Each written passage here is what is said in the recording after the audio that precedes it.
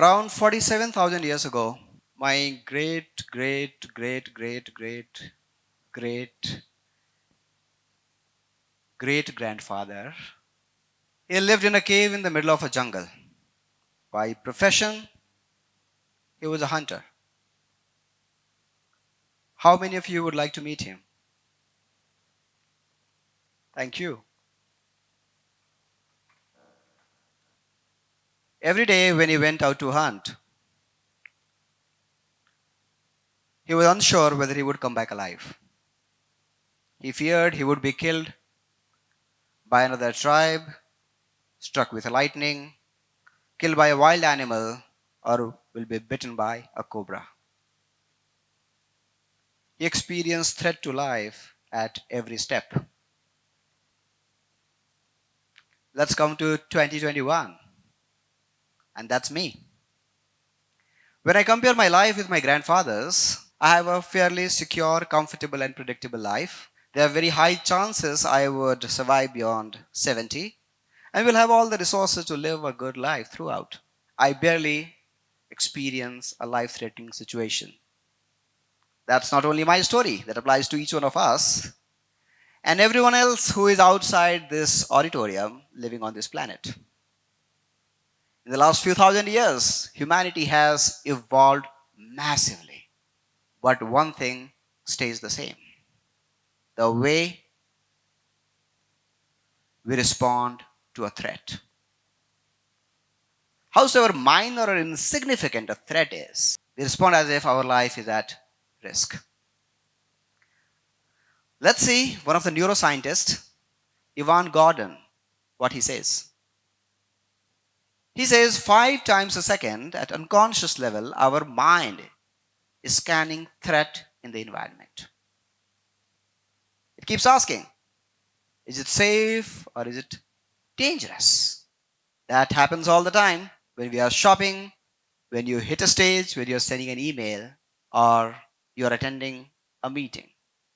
That also happens when somebody comes to you with a request and you respond to it. How many of you would like to know how our brain responds when it comes to threat? A part of brain called neocortex. Neocortex separates us human beings from other animals, therefore it's also called human brain. It's responsible for cognitive processing and sensory perception. So analysis, reasoning, imagination, connecting the dot, all that happens there. When we respond to a threat, it gets deactivated. How can you reach a destination if the engine of your car is turned off? As the brain is not functioning, you cannot process information, emotion, language. Therefore, you can't reach a decision. The same happens to others. Therefore, you're not able to persuade them faster. So if you want to persuade somebody faster, the best way is to shift them from threat state to safe state. For that, you have to activate their neocortex. Let's see what happens when our neocortex is activated. Your brain starts functioning. You start processing emotions, language, you're able to connect the dot, you can empathize, you can bond with people, you can display positive emotions, led by the positive hormones like oxytocin, endorphin, dopamine. When the processing of information is faster, it becomes much easier for you to persuade somebody. As an executive coach, my job is to tap in the mind of top business leaders of the world and get a yes on matters which they find difficult and uncomfortable. My job is not only to get a yes, but also to make sure that they commit to it. For that, I every day spend hours creating that safe state for people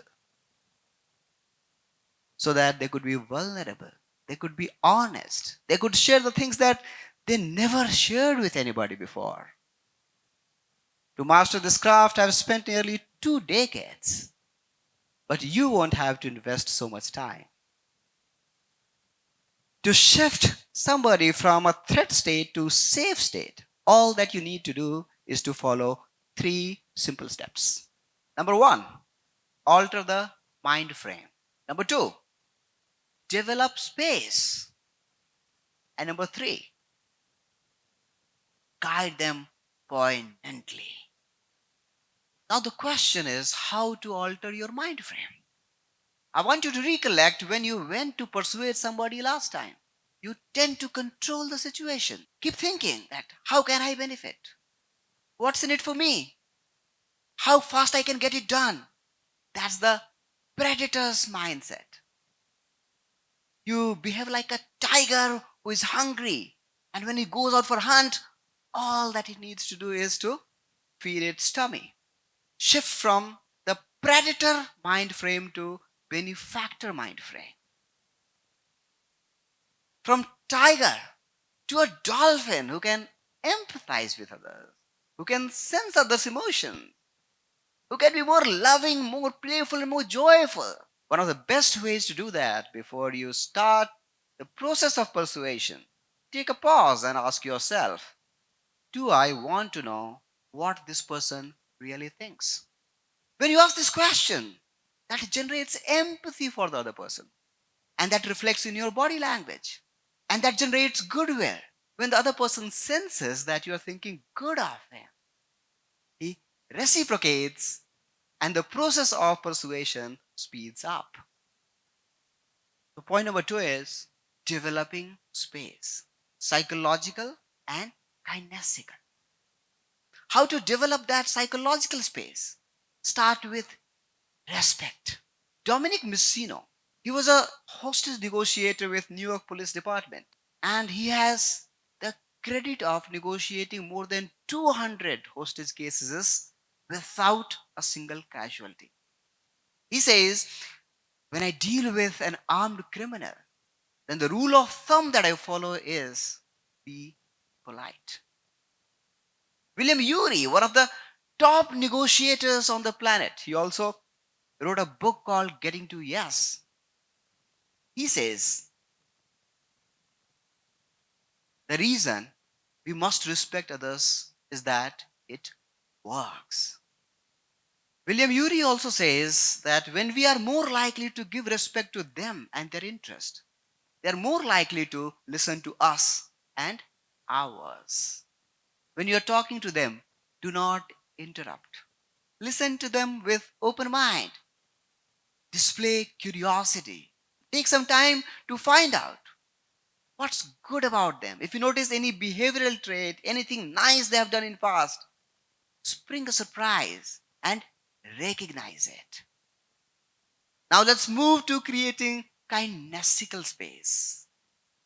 Kinesics is the study of body language. I want you to go to a time when you had a deep, soulful conversation with a close friend of yours. As you hit the depth of conversation, you would have noticed you started matching and mirroring others' body language. So if they lock their hands, after a while, you would lock the hand. If they have rested the chin on their hand, you would do the same. If they move to one side, you would move to the other side. You would tune your body language to theirs. As that happens, you're able to match the emotional and intellectual bandwidth. As your bandwidth matches, it speeds up the process of persuasion. Now let's move to the third point. Guide them poignantly. Poignant means you have to touch the deepest chord of somebody's heart. Let me show something interesting to you. I launched a day planning tool for chief executives last month.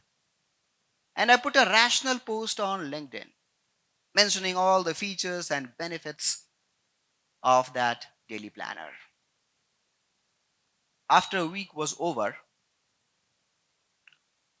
there were around 1,000 views, 31 reactions, and we sold 85 copies. The next week, I put a poignant post. And that blew my mind. After 7 days, more than 30 times views, 173 reactions, and we sold more than 290 units. Rationally, 85 units sold. Poignantly, 290 units sold within the same period. That's the impact you create when you touch somebody's heart. When you are thinking rationally, your conscious mind walks. When you behave poignantly, your subconscious mind is in action. Let's see what Dr. Bruce Lipton says about it. Subconscious mind processes 500,000 times more information per second than the conscious mind. When your brain processes information at such a fast pace, that automatically increases the rate of decision making. Because the faster your brain processes information, the faster you will take decision. Imagine that you are at a job interview and the interviewer asks you, "Why shall I hire you?" Let's look at the rational response that most of us give. "I have all the qualifications. I will work in the best interest of the company and will work really hard." Now, how can you give a poignant twist to the same response? Tell the interviewer that my father waited all his life to see me working. He lost his life in the pandemic, and it's an opportunity for me to fulfill his unmet dream. When you touch somebody's deepest chords of heart, the decision making happens much faster. Friends, my great grandfather's life was simple. All that he had to do was to fight for survival. As we live in increasingly complex environment, our desires, needs, and aspirations are growing day by day. Persuasion makes it possible to fulfill them. As we all live our life full of digital distractions, that makes speedy persuasion all the more important. And we can do that by helping people shift to a safe state. Thank you.